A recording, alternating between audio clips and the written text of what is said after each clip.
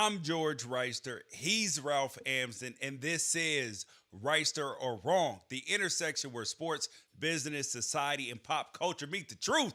Absolute fire on Mondays, Wednesdays, and Fridays. Facts only. Make sure you check your feelings at the door because no BS is allowed. We keep it 100. So today, Nick Rolovich got fired over at Washington State because he would not comply with the state vaccine mandates, not the university. And it has caused an uproar, and now he's filing suit. He's going to get his money. No, he's not. Lamar Jackson is Russell Westbrook. If you start talking about him and his abilities and his greatness or whatever it is, you are going to start a fight, just like you do with Russell Westbrook.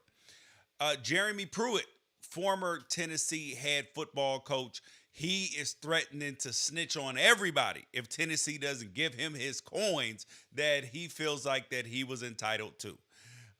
Donald Trump goes scorched earth on Colin Powell. This was so bad, I couldn't even believe. I thought that people were posting it and it was fake, but it's not.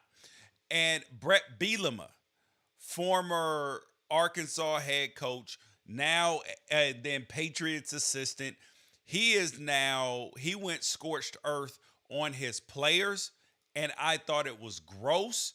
And he needs to, like, if it were couldn't be my kid. My kid would be in that damn transfer portal so fast, and not even if he wasn't talking about him. I'd be like, nah, this ain't the kind of guy that I want my kid playing for. That's just a fact. And Ralph, he believes that Derrick Henry is Shaquille O'Neal and cannot be stopped. So we will talk about all of that. And we will start though with Nick Rolovich, now former head coach at Washington State University, and he got fired for the mandates, and he went out like a martyr. Ralph, he was like, "No, listen, it's out of my control. I applied for a religious exemption. They didn't get it. I thought I could still perform my duties out in the community with boosters and recruits and all of this stuff without being vaccinated, when that's obviously going to cause a problem for some people." And he decides that he wants to go out on his sword. He quit on his team. What were your thoughts, Ralph? That he didn't go out like a martyr, he went out like a moth. he he didn't We don't know what his issue was. We just know that he didn't want to take the vaccine. That's it. And so, but we don't even know if personal preference is his cause. He hasn't said anything publicly. He never said, like, look, I studied the numbers with Moderna, Pfizer, Johnson and Johnson. There's myocarditis in people who are young and healthy, or I've had COVID, therefore I have antibodies. We didn't hear any of the like usual arguments that come up that actually bear some consideration and actually inject some type of scientific reasoning. We didn't even hear any of the conspiracy theory stuff of, like, this is Bill Gates is going to shrink himself down like an episode of Magic School Bus, go into Nick Rolovich's bloodstream and take over Washington State's play calling. We we don't know, and we don't even know if he's just like, I don't feel like it. We have Yeah, no idea. The closest that we got was June Jones kind of ratting him out and saying, like, he's just stubborn. So we have no idea what he was standing up for. And if you don't know what somebody's standing up for, you can't say that they stood their ground. You don't even know what their ground is. that's a The great most point. healthy assumption that you can make right now is he didn't want to coach these kids, and he knew that he probably have the opportunity for a lawsuit or something like that, and try to maybe settle out of court or something along those lines. That's probably your best guess, because if he thought the vaccine was so dangerous, why would he encourage his team to take it? Why did he not Exactly. stand up for them? He didn't do any standing up. He did nothing. The only thing he did was not go along with the mandate. That's it. That does not make for a hero's stance. There's nothing No, to you respect there. see now that's a fair point, Ralph, that people aren't bringing up. That, like, what did you actually take a stand for? And if it were that big of a deal, why would you encourage your players to do it? I mean, Right. that's a legitimate question, right? Like, if you felt like that this was dangerous, then why would you encourage your players to do it? Because he wants them to be able to play football. And he thought that, I think at first he thought that he was going to be able to fight this. But I talked to multiple head coaches and assistant coaches, and they have all said, "Listen, they're not playing around with this vaccine. You're not going to be employable." Every single NFL coach is vaccinated, and damn near like 99% of all college coaches are vaccinated. There are a couple of places that aren't requiring it, for their coaches or players or anything like that. There are a bunch of places that are not. Well, a few as in a handful. And Nick Rolovich and somebody I know on his staff, they were like, this isn't fair. And we can argue about the fairness or the not fairness about it, but this is the reality that we live in. And we live under mandates all the time. People were incensed when you couldn't smoke indoors anymore. My mom told me that when they first required seatbelt laws, people went crazy. It's my freedom. I get to do it. Yeah, but if your kid wants to go to school, they will require you to have certain vaccines. So we're used to this. So I don't know why people are acting like this is brand new. Right. And at the same time, as with anything, there will be people who take a stand or whatever. That certain things you were grandfathered in, right? There's some vehicles where you don't need a seatbelt. Um, but this isn't that. Like this is a situation where we're in the middle of a pandemic. They're trying to make sure that it doesn't spread. If you're a government affiliated institution, the government all needs to be on the same page. And Yes. for the most part, a lot of people have pointed out the fact that this has gotten political. And I agree. It's very weird to me that there are Republican states that are like Arizona that threatening to take away school funding if you mandate mask usage. And then you have like super liberal places like California and New York requiring teams that aren't affiliated with the government to make sure that their employees are vaccinated in order to be able to play. The rules being different for everyone has done nothing to help the already present division in our country. I'm not pro mandate. As far as I know, you're not pro mandate. This is You about money, Ralph. I just right. understand it is for what it is. Like that this is about money. People want that Washington State missed 3 games last year. The NFL had to move around its schedule and all of this. Yes, there have been some players that have caught in COVID, but there's not contact tracing like it was. There's not been outbreaks at the same level that they were. We aren't even being threatened with games being canceled.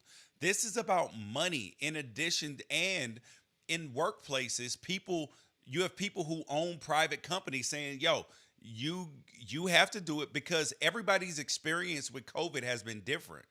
You've had so many people that have gotten COVID, had mild symptoms, and they're like, "Yo, it's no big deal." You've had people who've had terrible experiences or have had family members die or get super sick or have post health consequences, and so you're going to have people react differently to it. They're like, "Yo, I had COVID, it was no big deal. You guys are exaggerating. This is nothing." But then other people, it's totally different for it, and that makes it hard for people to respect people's opinion. Prime example, I told you yesterday that I remember when I was in college and I used to see NBA players out with back spasms, Scottie Pippen or whoever. I used to be like, "Dude, this dude's so weak. He's out with back spasms? Are you kidding me? For like 3, 4 days?" And then let me have 2 back surgeries and have back spasms. And I'm like, oh, the reason why you can't play with back spasms is because you can't play with back spasms. You can't walk. You can't do any of this stuff. And then same thing with Deion Sanders. When he wasn't playing for a while because he had turf toe, I was like, bro. And I was in the league. It was my rookie year, I remember. I was like, Deion Sanders, the Deion Sanders who we were supposed to play against this week is out with turf toe. Man, I thought this dude was a tough guy. He's so weak. Man, I got a mild case of turf toe. And I said, so if this is what a mild case feels like, the reason why you can't play with turf toe is because you can't play with turf toe. It's freaking, if you have a bad case, bro, I understand it. It's like playing with gout. So, mm-mm, mm-mm. So, Yeah, yeah. I would say that don't make Nick Rolovich a hero, even if you're on the other side of this vaccine thing. Don't make Nick Rolovich a hero till you know what it is that you're supporting.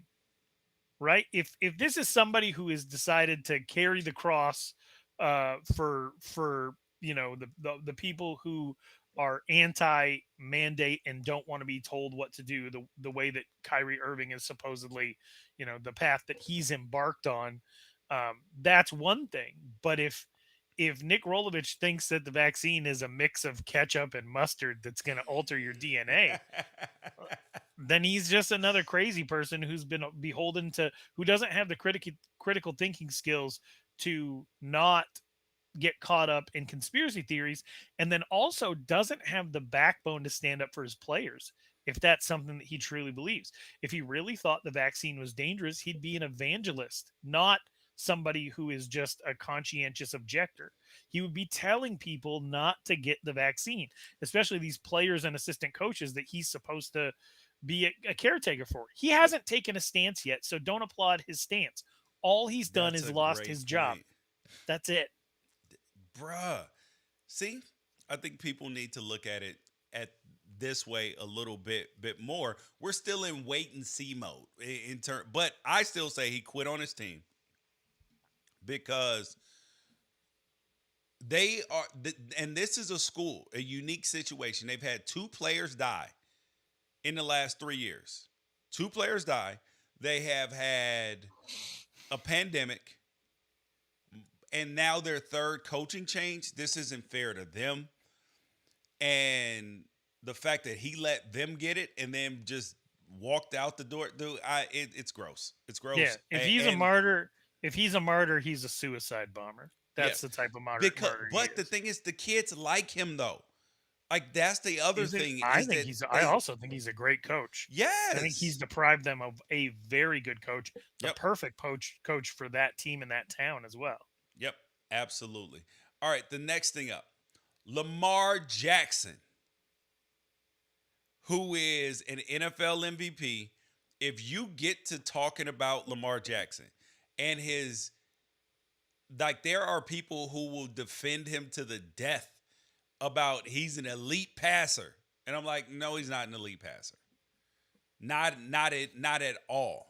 Like, he's not in the category of Russell Wilson, Aaron Rodgers, even Deshaun Watson, Justin Herbert. Like, and I wouldn't call Justin Herbert elite yet because he's only done it for one season.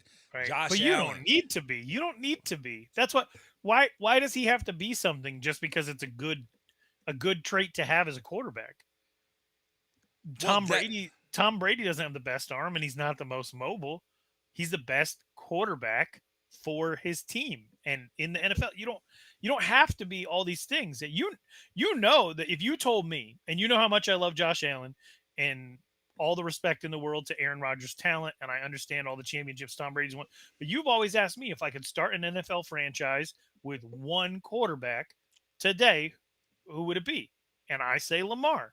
Yep. But that doesn't mean that I'm saying that he's something he's not. And that's the point, is that what you can say it like, in that it's like people who will defend Lamar Jackson to the death and his passing will turn around and say, like, oh, you guys are just haters. And I'm like, no, man, you can simultaneously say that Lamar Jackson is one of the best quarterbacks in the league, but not an elite passer. Like, because he brings a different set of skills to the table. And they're like, look at his completion percentage. Well, so much of it is based upon his ability to run the football, and where defenses have to play differently, and he's throwing to guys. Yes, he hits some tight windows, all of that, because he's an NFL quarterback. He's not a bum passing the ball, but is he in that elite company of passers? No.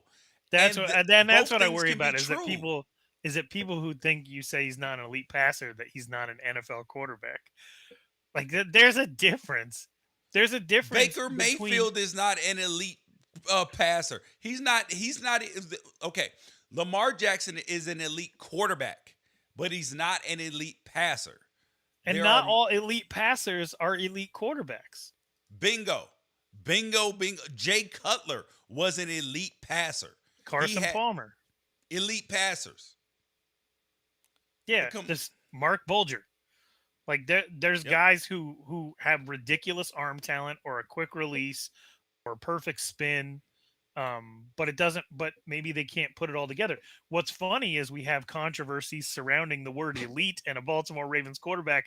Like we didn't spend 10 years debating Joe Flacco, who was literally the exact opposite. Yes, He had an and who was elite never arm, but he elite. wasn't an elite quarterback. Right. So it's just funny that the city of Baltimore continues to be embroiled in this. Like, is he or isn't he? But he doesn't need to be anything. All he needs to do is win. Yeah. Lamar Jackson is a winner, and that's why if I was starting an NFL team, first pick, round one, you give that to Ralph. Ralph's picking Lamar Jackson. And it's hard. So, okay, I would pick Lamar Jackson, right? I would. But if you But had the second pick and he was off the board, I'm pick. you're going Herbert, right? Okay, no, I would draft a different guy, but this guy's not available right now. Technically, I would draft Deshaun Watson second, or Oh, okay. actually, I would probably draft if I had the first overall pick, and the legal issues were not outstanding. Like I knew for sure he was going to be available, right? Yeah. I would take Lamar Jackson with my first. I'm sorry, Deshaun Watson with my first overall pick. Okay. Because I think he offers 75% of the value with his legs that Lamar Jackson does, but his upside passing is higher. And he got that fourth quarter unquantifiable magic. Exactly. Yeah. And but do you agree with the premise though that Lamar Jackson is Russell Westbrook in terms of how people will, like, if you start talking about him and his skills, you will start a fight because Russell Westbrook was bad last night for the Lakers. 4 for 13, their opening night versus the Warriors. Brutal. Absolutely Yeah. brutal. But then people are like, see, he's a bum, Westbrook. And like this dude hasn't averaged a triple double 3 out of the last 4 years, most triple doubles in NBA history, and one of the greatest, like 5 or 6 point guards in NBA history. Like it's like people can't see that. Yeah. I don't know if I just don't think we have enough of a track record with Lamar. I mean, we might, you're starting to see a playoff narrative develop around Lamar Jackson. But none of the other top quarterbacks won playoff games earlier than he did. Like Right. he's Right. Isn't that the funniest thing? Isn't that the funniest thing that if you haven't reached the playoffs yet, you don't have the opportunity to get that, like, can't win the big one. The thing that Peyton Manning used to have on his head. dude, he won his first Peyton Manning playoff had that game on at his head forever. 23. He Right. won his first playoff game at Right. 23. Aaron Rodgers and Tom Brady. Aaron Rodgers didn't win till he was like 27. And He gives a team the best chance to win. And that's why I like him. I don't there's a lot about his game that could improve. But he gives you the best chance to win. He extends drives. Him combined with Justin Tucker is the most ridiculous combination because all he's got to do is extend a drive enough to get you within like 55 yards, yeah, and sometimes 65. Twitter point in. Lamar's teams are at first place every year. Screw being an elite passer if you can ball out the way he does. All you have to do is win. That's it. So when we're talking about Russell Westbrook, everyone who has ever been better than him is allowed to have an opinion, I feel like, on what he needs to do to improve. NBA fans are going to have an opinion on him regardless. But like, there's only in any given year like 9 10 guys that are better than him. Anybody who's at the NBA level that's played with him thinks he's like the model for preparation and for hard work. He misses a lot of shots. We put up with that in Allen Iverson. We put up with that in Kobe. He's not the best shooter. He's not the best half court player, but he plays hard. He gives you more of a chance to win than if you didn't have him on the court. But I agree. I agree with the comparison insofar as it's really hard to bring up either Lamar Jackson or Russell Westbrook's name without getting into a debate. Really hard. And I'm in it for in the NFL, I put way more value on winning than I do in the NBA. In the NBA, I just want to be entertained. If you go out there and you stuff the stat sheet every single night and your team loses, it's not 100% on you, and you're not trying to like have GOAT status if you're not part of like the whole LeBron, or if you're not in the MVP debate, all I care about is, did you give me a good show? That's it. And he always is good for a good show. Win or lose, bad stat line or good stat line, he's out there and he's playing his ass off. I'm really interested to see what's going to happen. I'm having a hard time wrapping around my mind around the idea that NBA is already underway. Yeah. Dude, this was quick. So the Lakers won the championship 52 weeks ago, dude. 52 weeks ago. And there's already been another champion. Season in between. Yes. That's wild, dude. Absolutely so, wild. Real quick, though, before we jump on to the next topic, just so that it's out in the world, who is your Eastern Conference, Western Conference representative? It's going to come out this year, meet the NBA Finals. Lakers, Bucks. Okay. Who you got?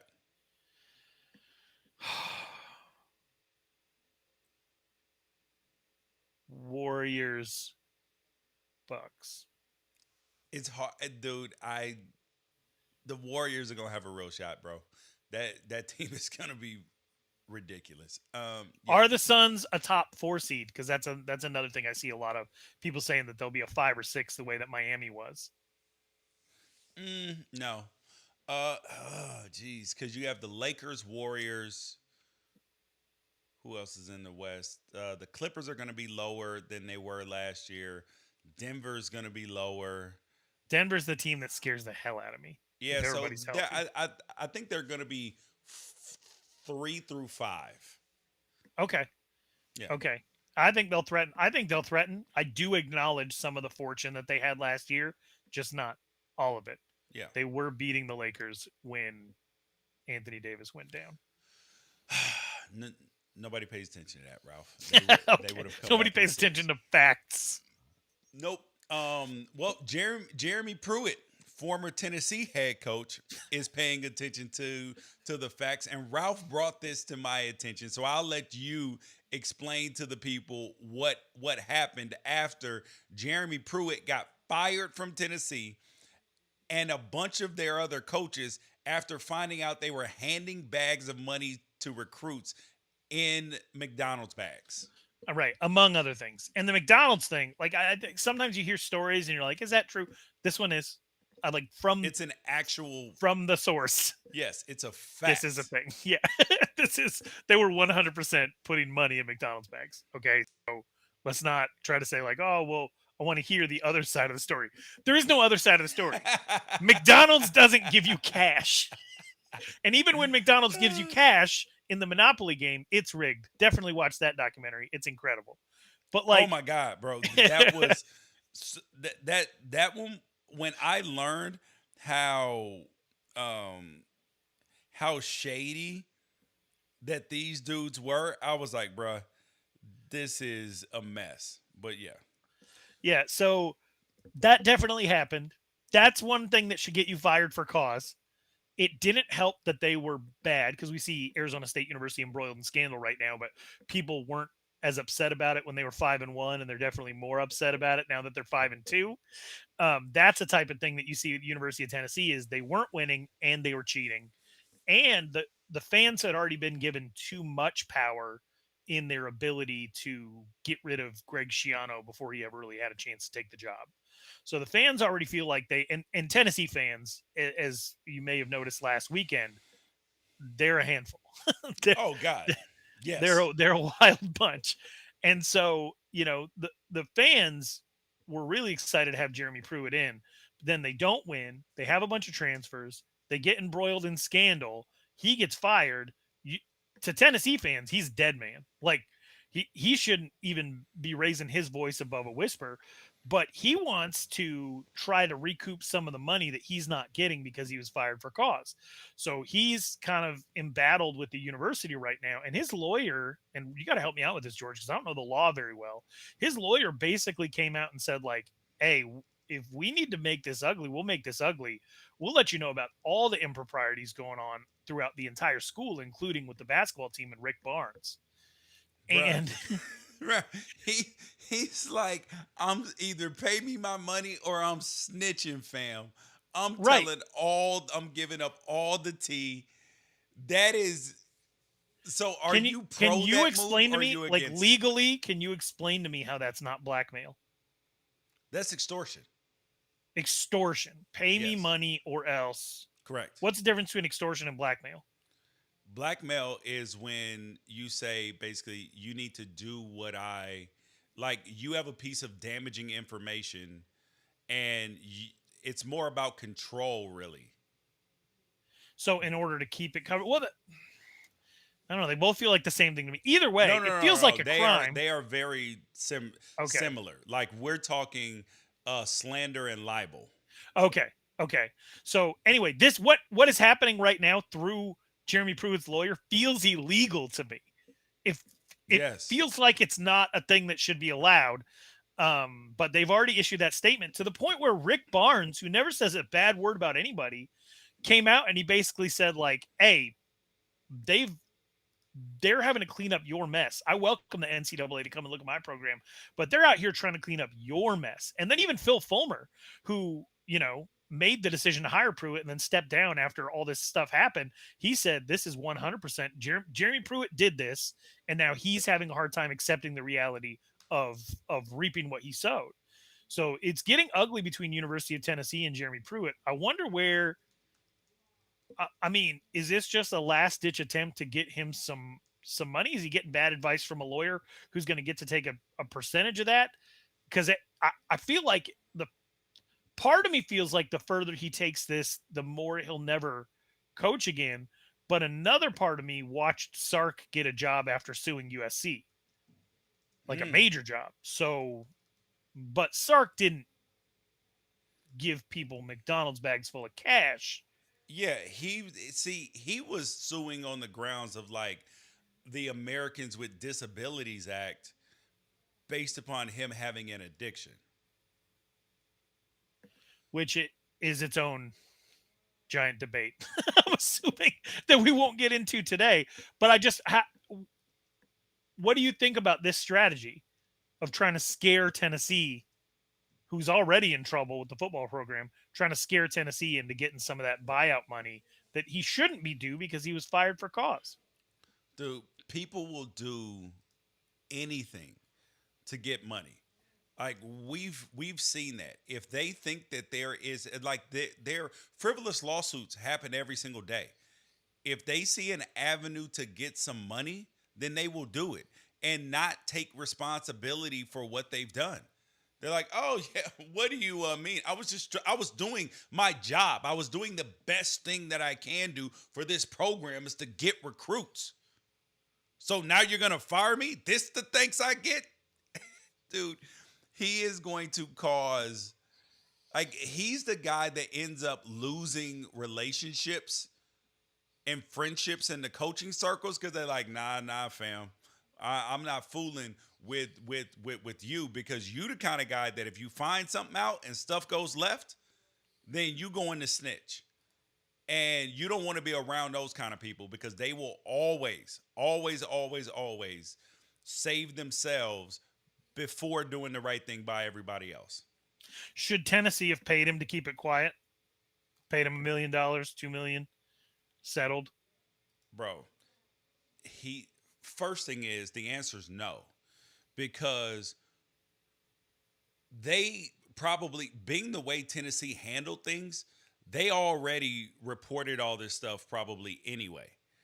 And the second thing is, if he is threatening this now, do you think that he's the kind of person that's going to keep quiet?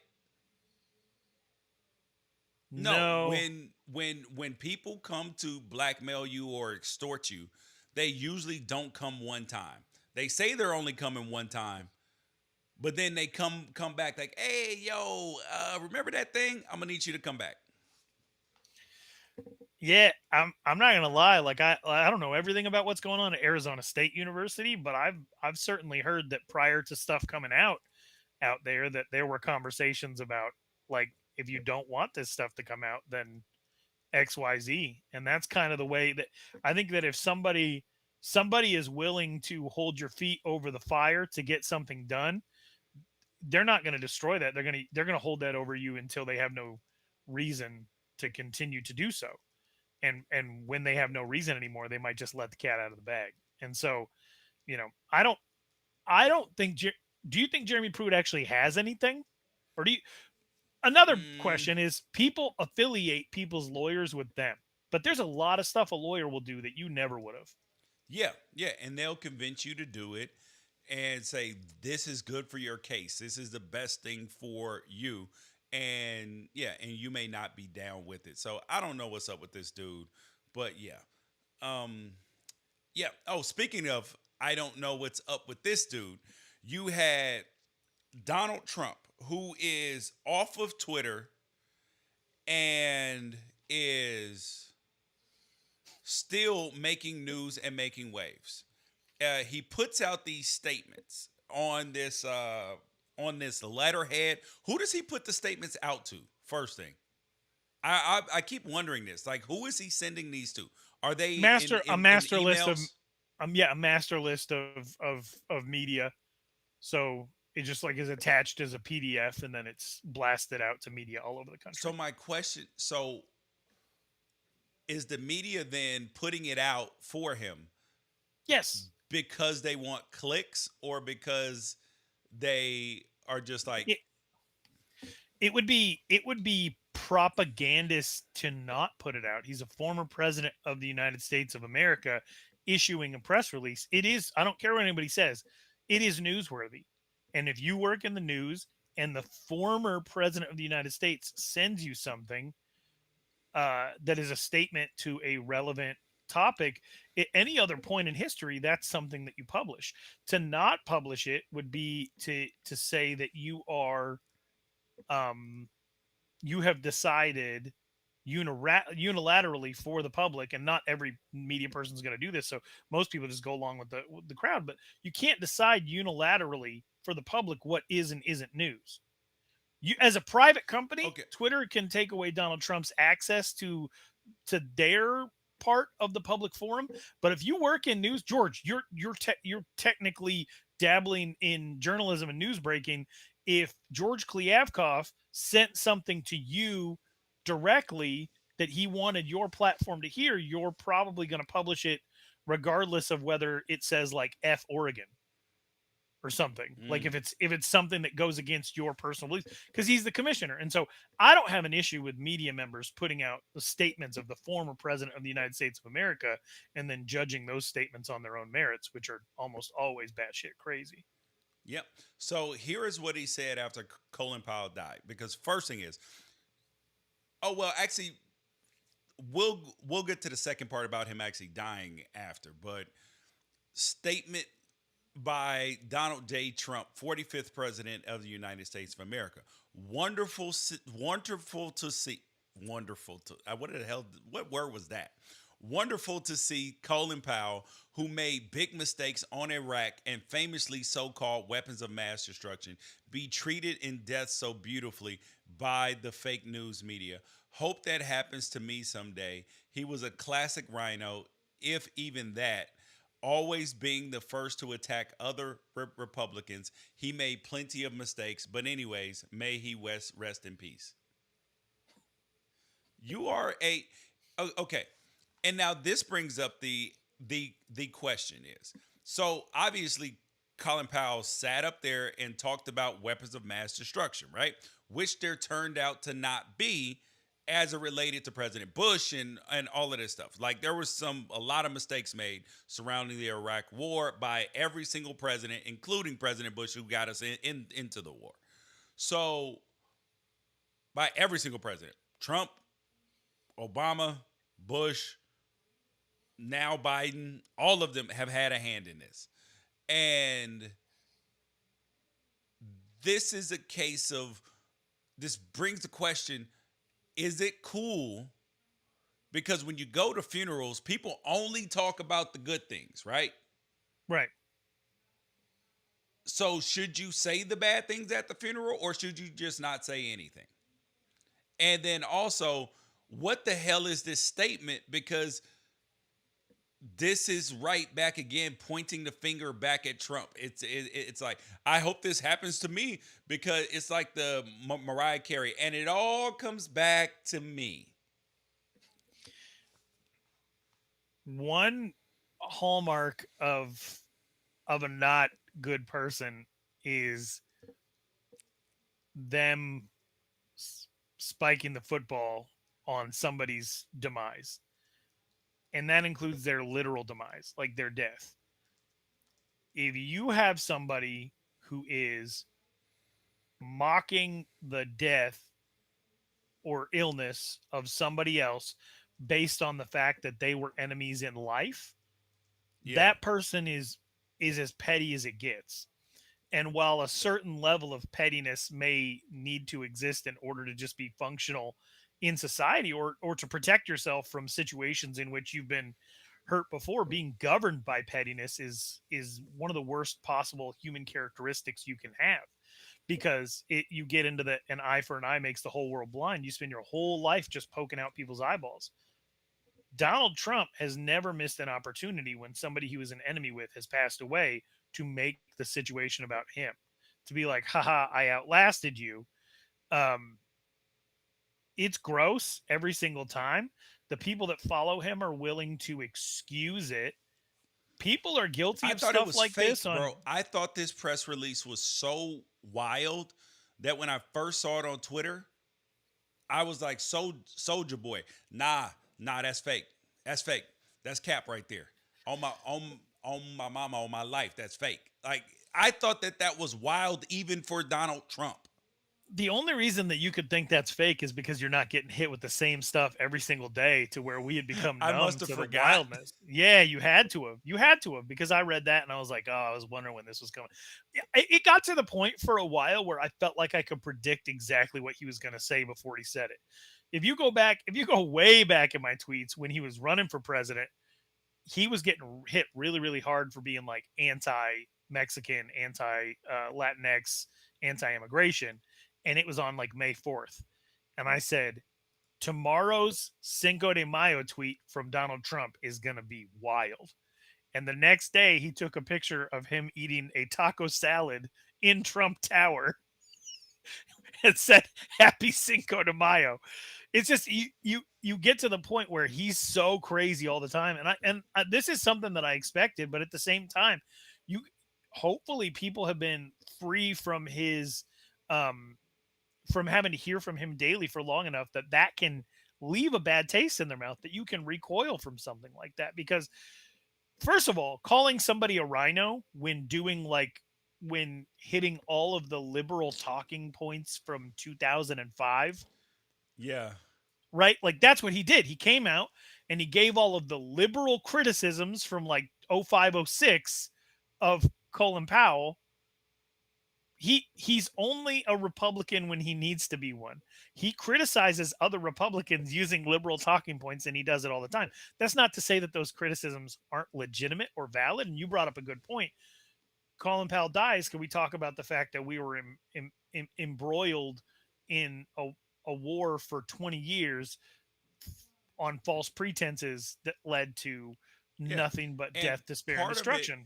And that's part of working in the government too, right? On some level, because he was protecting what the president was telling everybody else. And when you look at all the rest of the things that this man did, this man was a hero. He fought for our country, put his life on the line. He was a hero to little young black boys, all of this. and people of color in general, that they could achieve different things, particularly in our military. And no, sorry, I choose to remember all the 500,000 good things instead of, yes, this one major mistake. But he's Secretary of State. What is he supposed to do? Right. But this kind of pettiness is a plague, George. It really is. I don't know if you saw this the other day, but John Hinckley, the man who attempted to assassinate Ronald Reagan, Yeah. so he's free. He's a country artist now, or a singer Really? songwriter. Yeah, really. Oh hell. And he started a Twitter, and he said like, "Hey everybody, I'm a singer songwriter now. You can access my stuff on Apple Music." And the replies, and we're talking hundreds and hundreds and hundreds of replies from, I'm assuming, like democratic socialists or liberals or people who just really hate Ronald Reagan and his policies, were in his replies saying, "Hey man, big fan of your other work." What? No, it was hundreds of replies like that. And it's just, I look at something like that and I don't know what to say, because it's, you know, accepting violence or death, or like celebrating bad things happening to people who you disagree with their ideology. I mean, we're talking like this is the attitude of like revolutionaries, right? Yeah. We're fed up, we're sick of it. We've moved into a period of gracelessness, and we need to further whatever our agenda is. When you start to see talk from Donald Trump that's like, "I'm glad he's dead," and then you start to see talk from people on the left that are like, "Hey, I'm glad you're out. Good job shooting at Ronald Reagan." And obviously, Ronald Reagan's not the only person that was affected by that attempted assassination. So when you start to see language like this, it really gets my anxiety up, because it's like, oh, we've got people that are so far removed from grace and so wrapped up in their ideology that they're celebrating misdeeds and misfortune and death and attempted murder and all that. And these are the people that we got to go to work with. And these are the people that we got to hang, like you're taking the civil out of a civil society. And what's next is probably bad. I think we're probably too fat and happy of a country for people to actually make any sacrifices to engage in any type of civil war. It'd be the first civil war in history with snack breaks. But like, we're on our way. We're not headed to a more peaceful society, that's for sure. Oh no, you are 100% right about that, bro. 100% right. All right. Oh, now it is time for cancel or consequence, where we tell you whether somebody is being canceled out in the world or they are receiving consequences for what they did. So this is a press conference from Brett Bielema, head coach at Illinois. Here's what he had to say, and we'll see if this is okay. I just know this: as a head coach, you're only as good as your roster, right? I kind of learned that the first time I went to the Kentucky Derby, right? Nobody was betting on the jockeys; everybody was betting on the horses, right? So, to win the Derby, you got to have the right horse, and I think our players are going to be a reflection of what our program stands for. I stood at the front of the room last year when I took over and said everybody is invited back because of COVID. They gave me the opportunity to do that, but as this roster continues to transition, I've got to make tough decisions. Players have to make decisions, the roster is going to have to change to get to where we want to be to win the championship. So I recognize that probably midway through the spring last year, through the summer, just certain positions haven't maybe played out the way they envisioned them to. In particular, the offensive line. I don't believe we have a player in the two deep that they've recruited here over the last 3 years that is really significantly doing anything for us in the playing department. And that's a major concern, right? So that's something that we have to do. Top two quarterbacks that have played to this point are both transfers, right? So there hasn't been any development at that position that is significantly playing right now. Isaiah was that guy, but he's obviously playing a wide receiver position in Deuce. So defensively, we knew there was going to be an evolution just kind of on the style of defense that we played. We got to definitely get a lot of bigger bodies, I believe, up front to get what we want to get done to play in this league at a consistent level. So there's things that we're definitely evolving every day. And as a head coach, I think I have to prioritize my recruiting. All right. So you heard that. What was your immediate reaction? He said what he thinks. He thinks his team stinks, and the only thing that was kind of jarring to me was that the team's is only good as the players, because then he went on to talk about development. So like obviously coaches do have a job, and it is developing players. And so you can't acknowledge that development's part of your job and then acknowledge that you're only as good as your roster. Like it's your job to build your roster up. As far as everything else he said, dumping on the defense and the offensive line in particular and talking about the quarterback position, I guess I've just heard this in private enough to where it was like, oh, he's just saying the thing out loud. What was the key word in that sentence? Private. Private. Are you supposed to be honest and real about your conversations with your staff and all that stuff about your roster? Absolutely. 100%. But the fact that he sat there and dumped on his players when he's the multimillionaire coach, he's supposed to be the guy that is charged with development. That's his job. It's not anybody else's job. So if the players in your second season haven't gotten any better, you suck. Granted, there is an element of you do have to have better players to beat better teams. But did you hear Mike Stoops over at Kentucky with his roster complaining about his roster? Do you hear Matt Campbell making any excuses while this year compared to last year? Buddy, you and I have done all this talking that Brett Bielema is doing for the University of Arizona. It hasn't been Jed Fish. No. But you know he knows. Yeah, everybody knows. He knows. And you had people carrying his water. Oh my gosh, what are you talking about, George? He's just being honest. Isn't this what we want from our coach? How? Oh, all right. Now, what if one of the players came out and was like, "Hey, Brett Bielema, he drinks a lot. He drinks a lot. Maybe a little bit too much to be a head coach." Imagine if somebody said, "Oh, that's a good question." And then they were like, "I hadn't thought of that." Yeah, but that's true. It's true. So so it's fair to question it. No, man, that would be out of bounds for a player to say. This is so far out of bounds. A coach.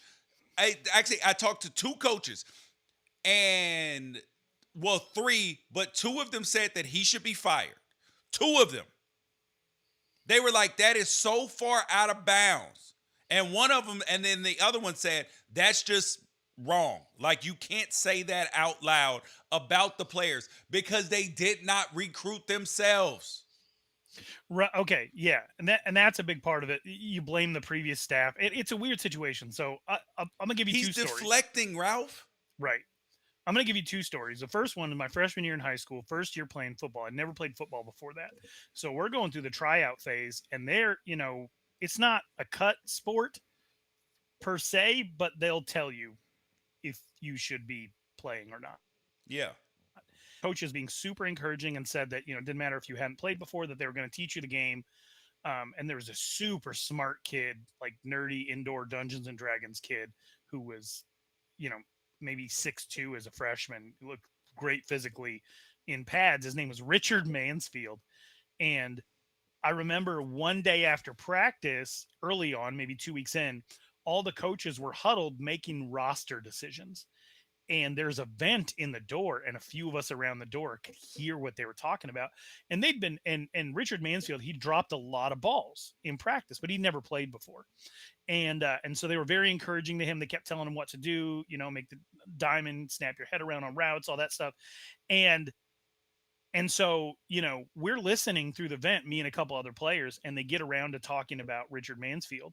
And one of the coaches said, "Man, Mansfield sucks." And everybody laughed, and the laugh went for like 35 seconds. And it was right then that I realized, oh shit, they talk differently about us when we're not around. And I was 14. So it was a lesson. It was a lesson that I learned at the time. Yes. And it really made me look differently at the way that coaches are coaching us but there's like an Ayn Rand self-benefit in it, because if we do what they say, it's going to be better for them. It doesn't necessarily mean that they like us or that they care about us or they don't trash us in private. Fast forward to about 3 years ago, I am in a meeting with Al Luganville, who at the time was the head of player personnel development for all of Arizona State. So they ran all the football operations through him. He was supposed to be in charge of like all the offers. And he had said that Herm Edwards took one look at the Arizona State roster when he came on to replace Todd Graham. And he's like, Al, I'm going to need your help to build this back up. So in a way, I feel like that's saying what Brett Bielema was saying. Was it like, there's nothing I took wrong one look with him at the saying that. There's Okay. nothing wrong with him because it's the truth. But in that meeting, Al Luganville said something that I reported, and then I got in trouble for reporting it because we're the media. We're the media, and we're in this meeting. Did they expect us not to? I don't get it.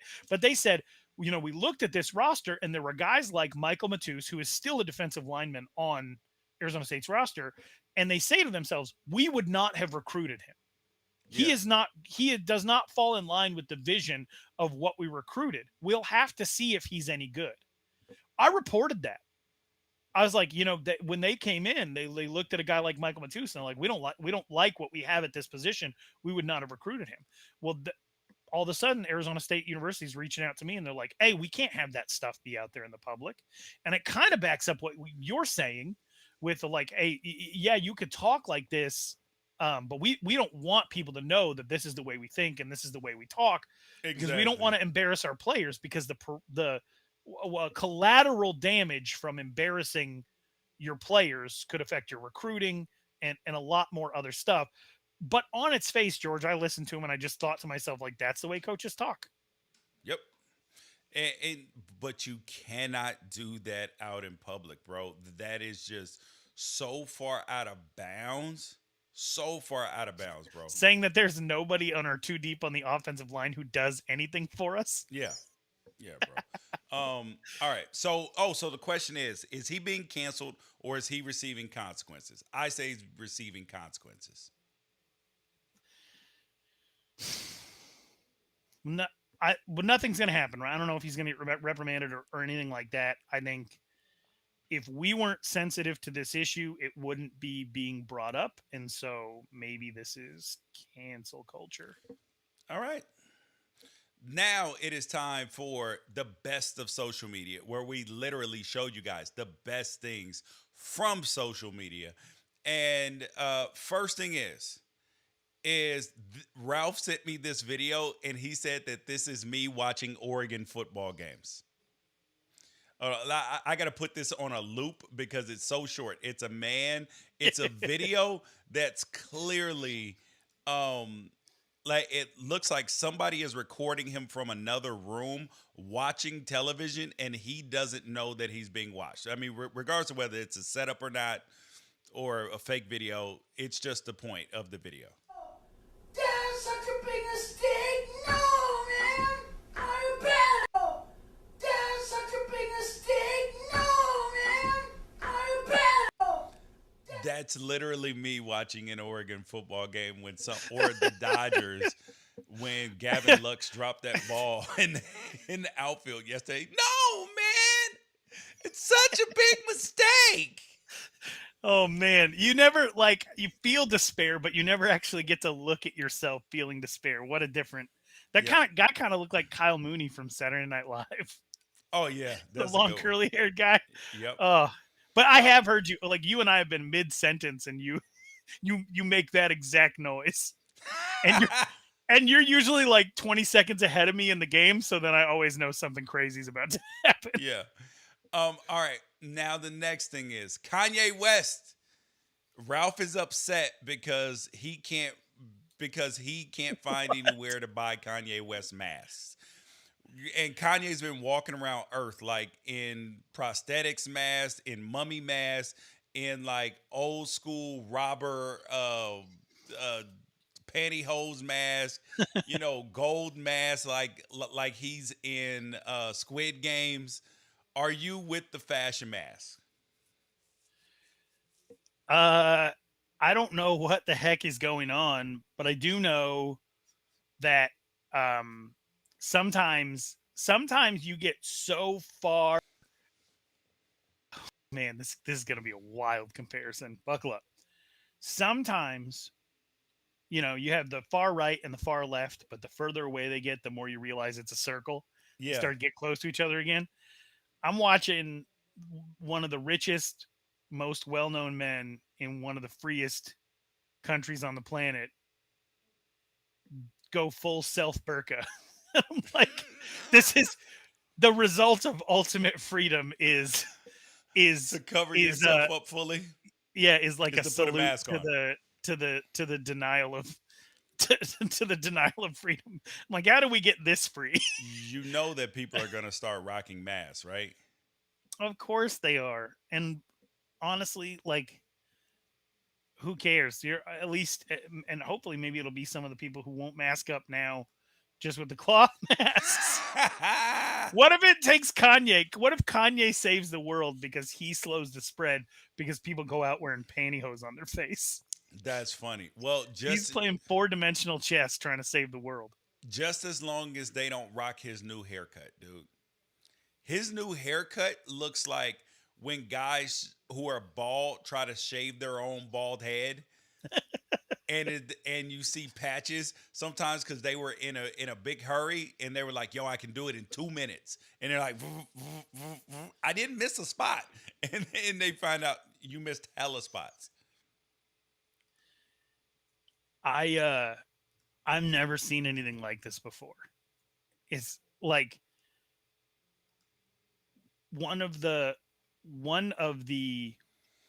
constants of fame is like pristine hair.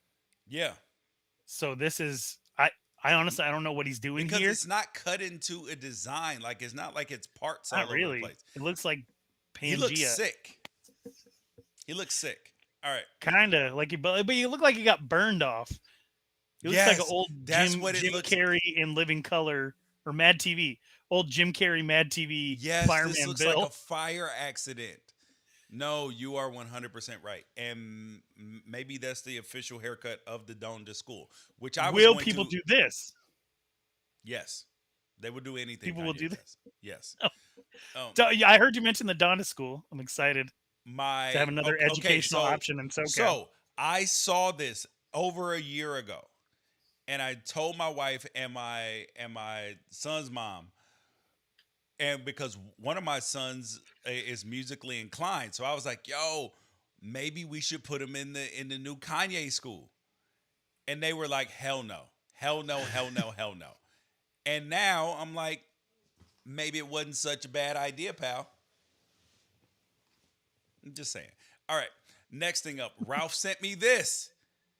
This is a high school. So you know when you go to high school football games and the teams run through they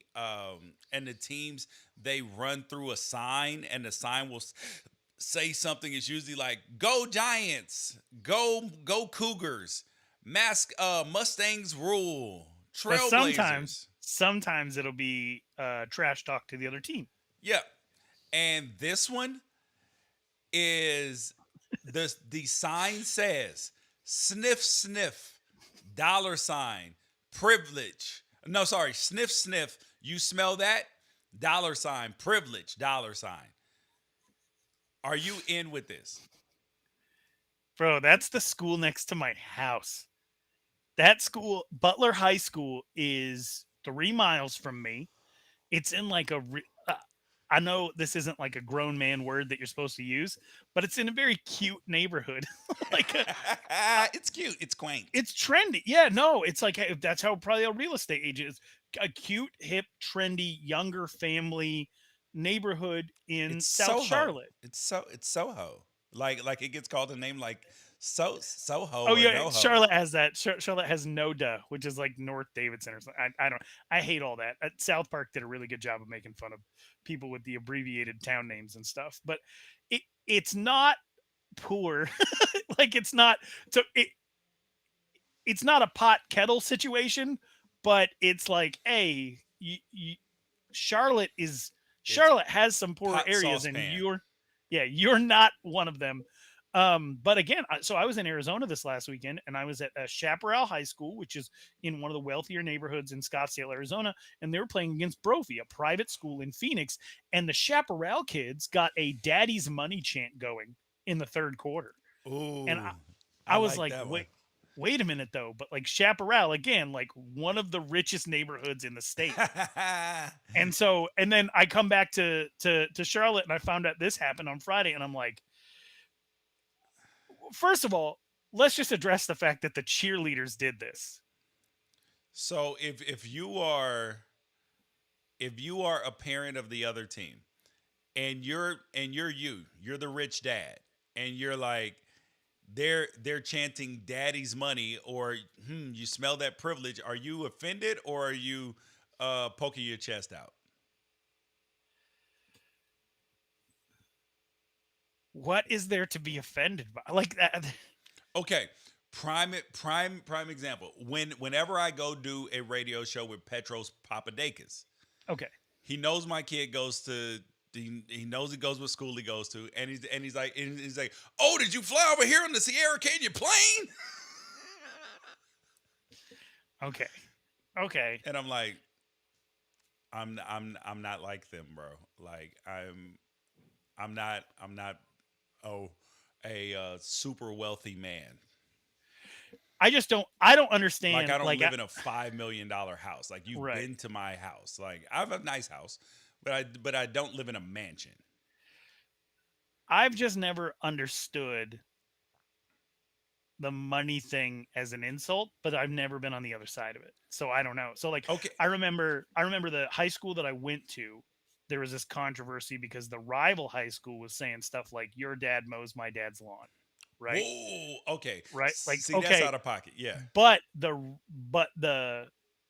return like thing of making fun of them would be like the "Daddy's Money" chant.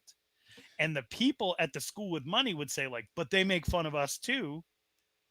And it's like, yeah, but it's like making fun of somebody for having a nice car. Like it's not really. You came like, over here in $1 million car. You came over here in a Bugatti. Yeah, right. Like it's like, hey, yeah, we call this guy Jordan because he owns a bunch of Jordans. What a loser with all his Jordans. Yeah. Like if you were the guy with the Jordans, what would you have to be Offended by? Yeah. See, they're not okay. punching down. I don't know. If I I was a dad went sending through my this. kids to the Catholic school and I saw that sign, I'd be like, those cheerleaders are going to get in trouble. Yeah. That's Okay. that's the extent of it. So so I went through this, right? Because I went to a private school when I was in high school for two years, and then all through middle school. But I was there on scholarship, dude. Like I didn't come from money at all, bro. We did not have money. And it was interesting because guys on my team at Oregon, they'd be like, "Oh man, you rich kid. You came from money. You ain't got no grind." Like, and I'm sitting there like, I should respond like, "Do you think that I would be ashamed of coming from money? I wish I came from money. I wish that everything that you said was true. I wish I had a mansion growing up. I wish I had a pool. I wish it, because I would be like, you goddamn right I am." I'd have been, there's no shame in that. So the real question then is, as a parent, if your kid pulled this, what do you do? Nothing. What do I'm you fine. say to them? Nothing. So you're fine with your kid making fun of somebody else's like economic state. Privilege is kind of a loaded word, so I could see that getting. Yeah. See, it would have been. Yeah, but they specifically said what kind of privilege it was. There's a money privilege. Sniff, sniff. The idea of a cheerleader just spending a half hour, perfect handwriting, writing "sniff, sniff" in all caps has me entertained. Hopefully the Charlotte Mecklenburg School District, hopefully they don't come down too hard on those cheerleaders, but Yep. It definitely has the whole town talking. Absolutely. All right, you guys, that is Wrighster or Wrong for the day. I'm George Wrighster. He's Ralph Hampson. Peace out. Catch you guys on Friday.